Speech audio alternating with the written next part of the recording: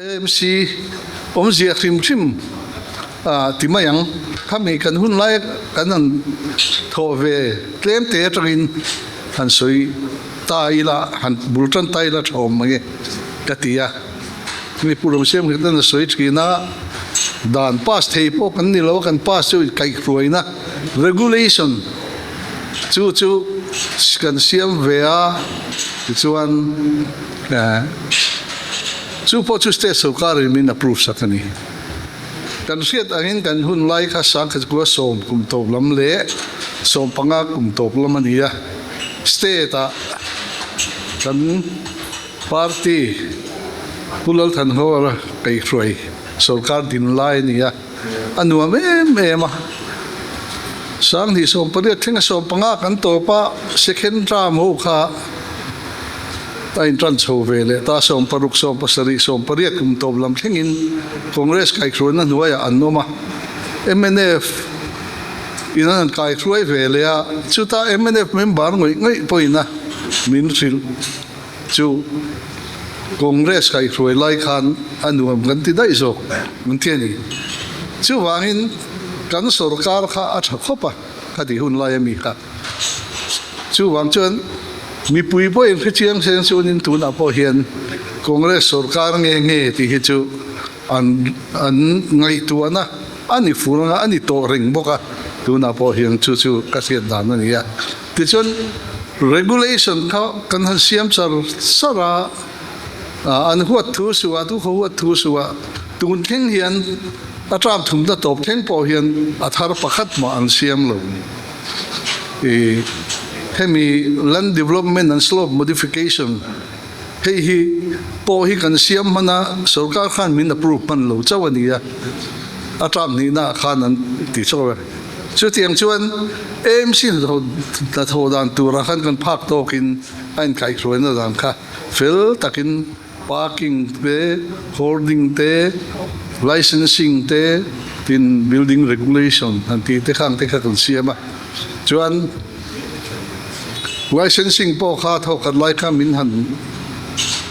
at halawe tin sum dong rol te nge me hial te pon nan tia kan tu ma chu location control ania India constitution in trade license min pe thilo kan pheve tho amai ro chu mi in adu na huna adu du bung ru azor chuan entinan hun lun lai de wa te mi hol lo zur ta sela cement lo zur sa sela emo motor workshop west thil bol lo ebit tam pechuak tam lu tuk kha longo umtlat sela khang te kha arem lo wani subi control na chuani MC ring sensing regulation ganti te kha khatiang kha ni ya ti chuan building regulation kha ti chak ngai khup maya hei tum nu hian congress hun laia congress kai khroi AMC kha manin fakpo ni tamai ila building regulation a te phei chuan kan lor deu lakin ka ria a tuna kan mayor po hi mai chana char silak vele building regulation hi rongai poi mo ro katia in sakhi amu mal lo lutuk to hian ka ria kan hun lai khan thia te po kan nei ani dor pui ason mil school thang ason kan thiata kate kan thiat hazar zara anwai lei se chin nuai kha chaukan lo mang lo maya hi min ngak luk ro ka ni vel kan lo in thiat ang kan man lai ni sian tia ta chuan kan owa ma se kal ni nu kan ti le don khan lo fari tu kan lo wang khom mai mi in thia hi an lo chak lo khop mai ni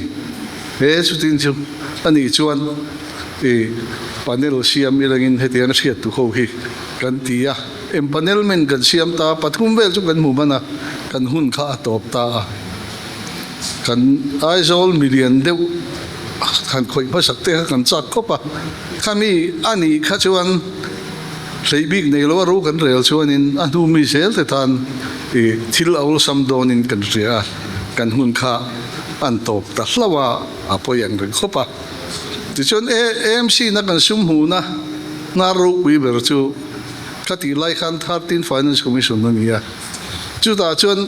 basic grant le performance grant na thina ni performance grant khan reform agenda hi point som velom ta chu ta chuan fire service chu khopui municipal area mi pui noi som anom lo chuan fire service lampang kha chu I kan khoi thei lo wa abak zong kha chu I ti thei vek ni ya kha reform season da khan a in thannan bu sei tu ro ni ti training trana engeng o point zong zong kha AMC ti thatwang ni lovin kan sarkar ti thatwangin performance grant kha kan muthina ni bawana khan voi khachu khasoi zewin ka ria khati laya kan sarkar that je kha AMC chunga that je kha ti khan thil rule zong reform agenda zong kha point zong kha fulfill veka ti chuan performance grant kan mu mai ba ka state trend khat ti thave lo winda performance grant an bu lo kha ati thau khan kan lain sim chewa chunga chuan kan poisa bu tura an year mark bak kha finance commission ne year mark bak kha kan se sarkar pul than hol kai roi sak awang khan le an filawang khan kan don lo tur po kan dong hian ani chu kan soi chuak dua voi khat chu ka soi ziu in ka ria ma se chona hun hi awange maya chu kan soi le ni chu tu na hian Mizoram budget manilo kan pasa ULB grant chu crore sumli pakua ani dona chumi chu lung le ne kan sim to dona ni Mizoram ta ULB grant kha chumi kan muawang chuan nakina champaya te lung le te khoi mo municipal la dinga central fund hi kan pumbel theidon lowa chu wangin asset create an go theito kin kan tia income generator nakina AMC in to del theina tur kha ta chuan zo sabrong terminal la khuan warehouse thadeu mai kan sat khu ding engzat nge tunda hian AMC in income siam ka lowa tun kal zela hian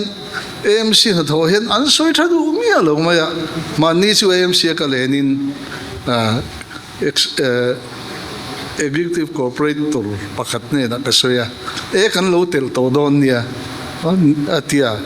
ti khan kan phak ang tok chuan hei flyover te bo pathum kan ruam hana pani chu kan hong man tro ka asak tak chu emine fudan sata pakhat Zion Street ami tur kha a poisa kha bil ula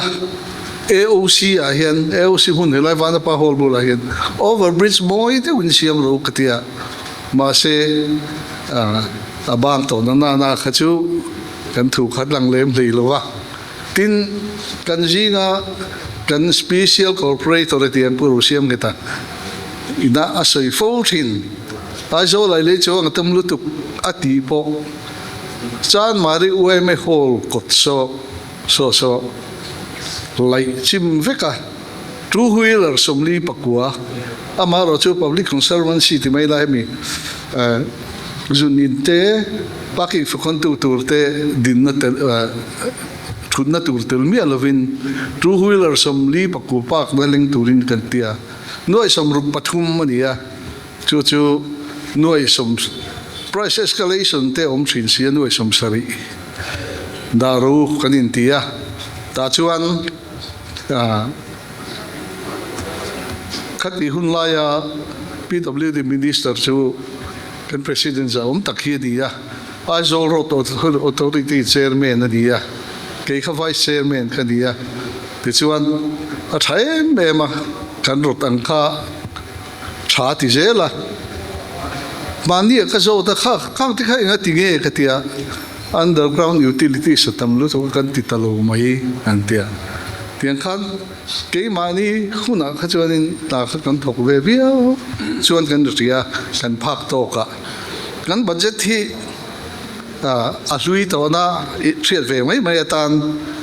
kan budget phar masak ber sang di som pakhat atanga som pani kha nuai za somruk panga singa sang ko za ko som ni panga ania chumi hun laya budget khom phar ma pathian thu ka chiar chu jo pa bung ria changa tanga sang sari pathian ni zon ngat ta engkim ti thei ne na idil ngat chuan thiang lim le ngil ini chuan itan beng war thonga din hun dik apeng che ibul lama te mala ito pai lianang ti kha ka chiar ni ibul lama te mala ito pai lianang ti chuan kumnga an veya budget nu ber kan phar kha chuan nuai vai bel che khale nuai somru panga ni loin vai bel che somni paria le nuai somni paru ko nuai som ko paru alet som pasari le chen vevel chu kan phar thei ta ni chu wangin khan hun lai khan congress kai roi municipal state sarkar congress kai roi bok khan na thok thai me ma tu na mnf ina tram ni an troi ve hian na tina to pa kan seina enge lu thing ta ka kha kan sei dua tin he platform hirum cha kan langa khabi tum khan congress panga mnf panga znp panga MPC pali som pakua atai te me mani pakhat likhan som le lam pakua tai te me ma tisuan ro pathian tri chungin ni ti teng dam takin ro kan rela kain buthia me ma councilor te za om na hum him tur hi tu tenge ke mani kan ni chu wangin opposition an ni wang maya minenga ma an ngai lo tur ai chuan an zaum na ihum hi mang kan tia an biela proposal zong ka frang dewin in proposal te kan pomanga amai ro chu in ria a thok tak chu kan party meeting thokan kan tia ni pon yes an tia an lo me ma ba se van doi thak takin kum sang ni som sang di som pathuma ML than lo ma kan tho pui party the so an ni le mo kham tum khan hi la na an ling lo mi pakhat ma kha ta lo wa ani lo pon chu tiang vel deu tho chu nia chu mi thin rim chuan MC min pai thla kan tum ta December tha na satakin an thonga ma se kan ni council zong kha in bu thia me wangin an lunga rual thei rawa an withdraw le ani ti chu sang ni som pali April tha MP kan thang le a kan candidate pusiel ruala an be rona chu ti chung chon na klinga chu real runa chuan an tinon le ta chuan ke ni la matang pon chairman in thak ti ro te kha an de bok nen khan ke ma kai fakna ani chuang lo ania kha an ti pui ting ta tin an tan po khana tlom thak ve boka hoi ni an rota te nga han tlom kha chu atlom thak ve boka chu wangin July tha khan chema na train min pai thlata congress ro re na top lai lok ta amai ro chu anan rel khowa an ti thei tak lo wangin da nangin tharu kaliama ti chuan congress khan kan le thal le ta khang zong a khan kan park ti mi te mo kan pu bere mo headquarter mi te mo tu ma ai nam noi lo kha politics sia khan party dang se kai nam noi ni mo chu wain kha politics sia kha mi phei chuan nui zata Aizawl municipal chair te min ti phani ma se atak taka chuan ani mi alawa timayang me ke ma ni a councilor thu ni lowa min ti tlak don khan MNA khan nu khan MNF general secretary pakhatin min sila ama khle mai no confidence move ve si kha kan councilor pangate amal malin damru na kan kowa nang mapom lo pakhat manom lo ati ve ni chuti chungchong politics sia ka mixing do na hian tu na kan dam chung zonga ser tur kha khami wang khan kan ngom tlat ni tun theng hian MNF po le MPC te kan sing om ta pu siam te po zo tu langin councilor pakhat na kher khachu tun theng hian ke in lai na ta kan la group po ran pain kan siam hian ani chu tiang chu ania July khalai te kha in le thal sek mai tia congress te po min pu theya ani bok reng ale thal tu ka congress kan nia wangin ma se khata khan ke mani party headquarter lamatangin borok chia le lampai thak tum naing maom lo an mani rem lo wang mai ni ti kha kan sei fia duani ti chuan hei municipal tram chu kan theta in February ni somni pariata alo tok ta Indian constitution article zani somli pathum na iu chuan municipal tram chung hi first meeting atanga kumnga tiania an no longer rati khar ni po sei theilo apo toilam kha chu engma sei lawa dissolve ani lo chuan atita tin atlang kui thu chuan tram to ma in than ngei turania keini po khatlem chuan ni tlem te chuan kan bo pela ti chuan an bo pel thui zela tungna phei chuan hei eng tik nge in than atram to tua eng tik nge in than April hi abe sei om viau April kan ban ngang lo chuan me ni ang ti thop te po awma chu tiang chu ni ya chu ma nge tun po hian dan chuan bo che hle ni adik tak chuan dissolve fani point thal chung in thang nge tur ni ya tram tluan ani chuan kha tram top ma in than man tur ni ya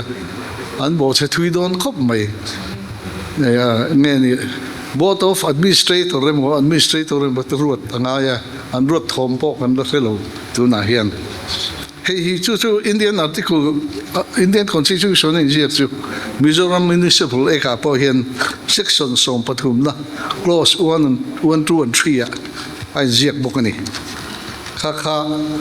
MC chungchang chuni ta selengin thildanga an pakai taila hei thai thar leina NLP thajia chu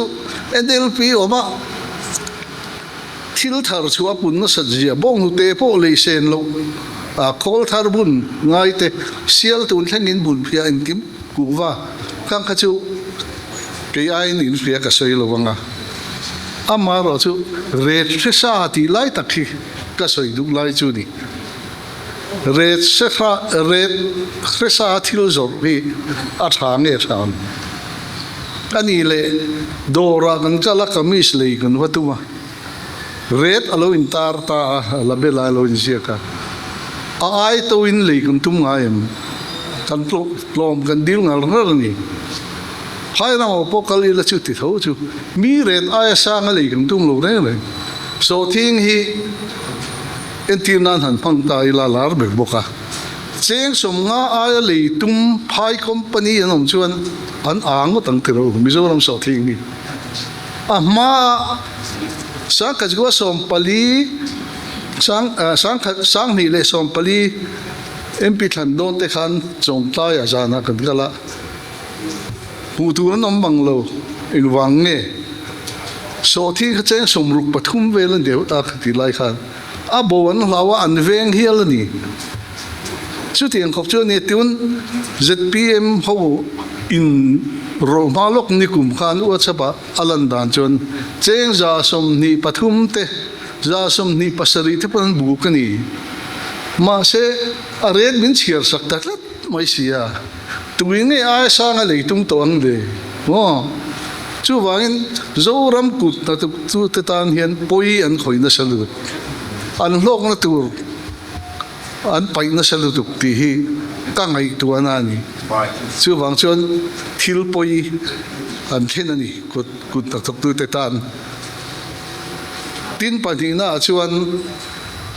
panglaya matik zirlai ke ni chu po som pakhat kan ne kan zir velo na in akan Nehru na fanu Indira kumso pasarina bade ya le khathon akan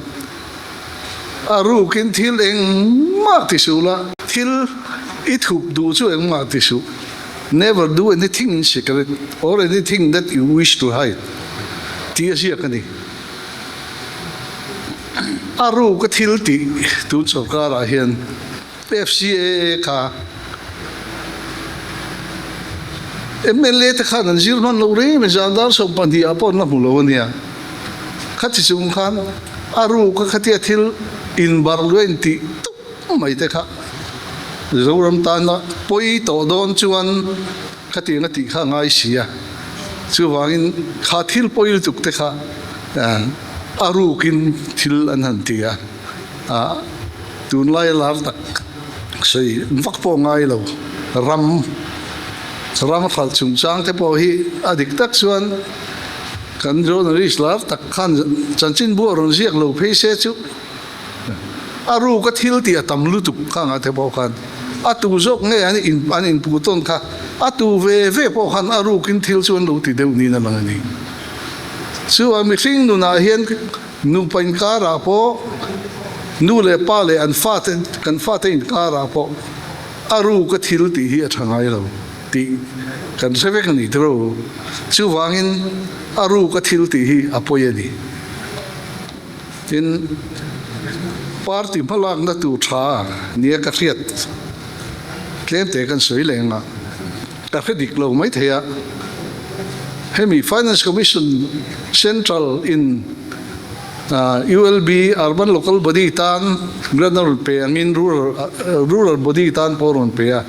rural local body tan po VC tan on pe ni asa che kha kan thei ta kumina khan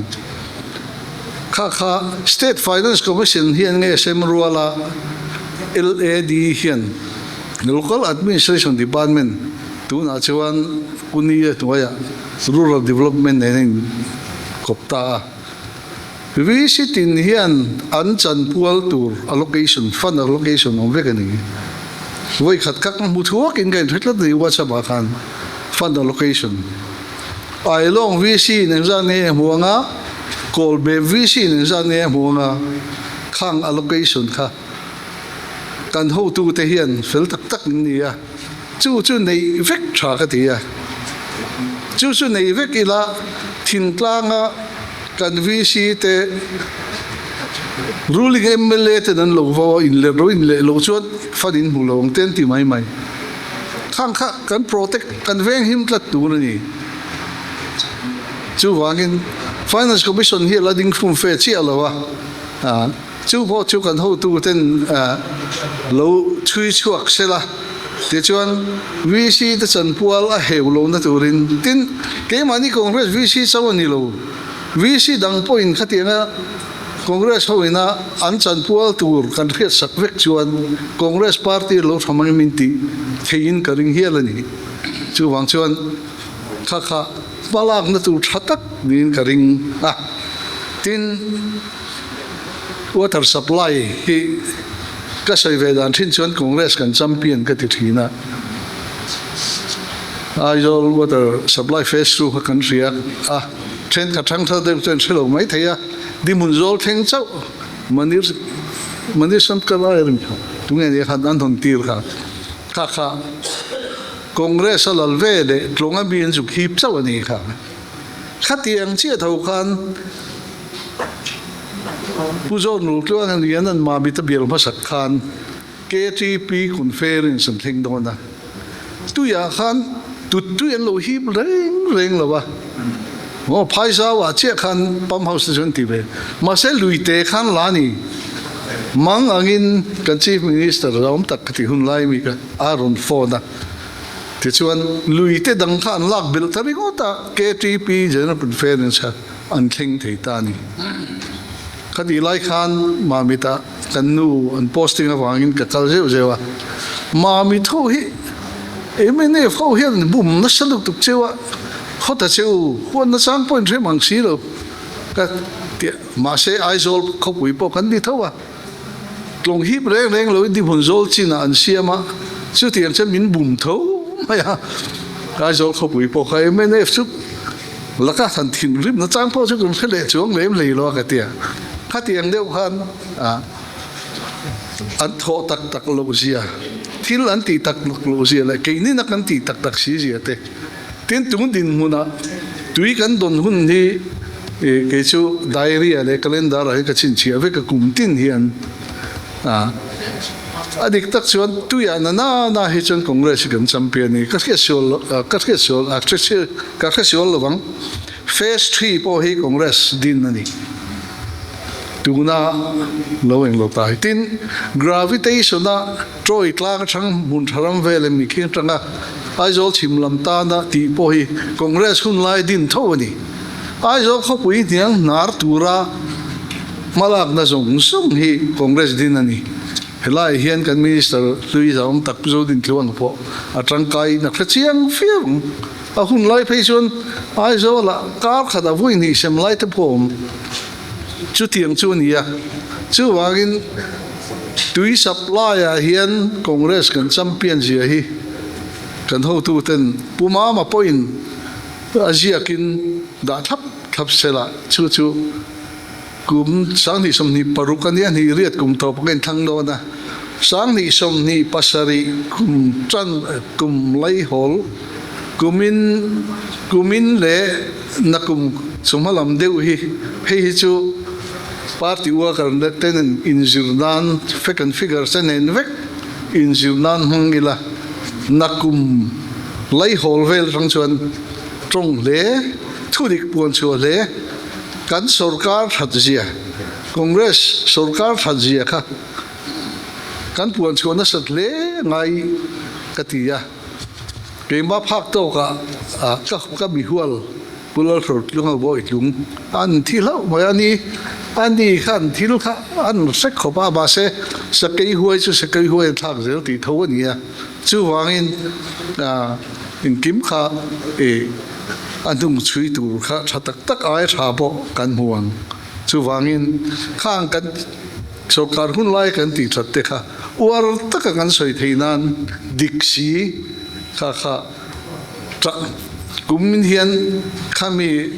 informative de wang chi kha zong chuakin toy te wa kaptin reng ina kan soi thei tu point ti da na manga chung te chu kan malak na thau mangi katia tin anu kharnan ei MNF ngok AMC in thana long nai ta kan riat angin atram ni na le tram thum na chu MNF in an chelani ka MNF sel hun line tram khatna ming chiat na mialo an chel nu ero chuan bol lo motor khal chungchanga an ming them mani tin AMC Plaza bong ko na an saka son an ming chele me ma than le luai kha tu na me khian ZPM thalai ho lung oi lo na anon tia sota bong kon brigade AMC Sports Complex tiang khan AMC hi party dang kai hroi chi ani lo congress kai hroi chi ni chu angin tungun in thana hian chuan congress dikta ka kai hroi tu ho kha khang ho kha i thang le thra mangu tia mi pui ne na ngin na kan siam po hi a thakop in ka tia chung te chu kan soi thei ni se kalome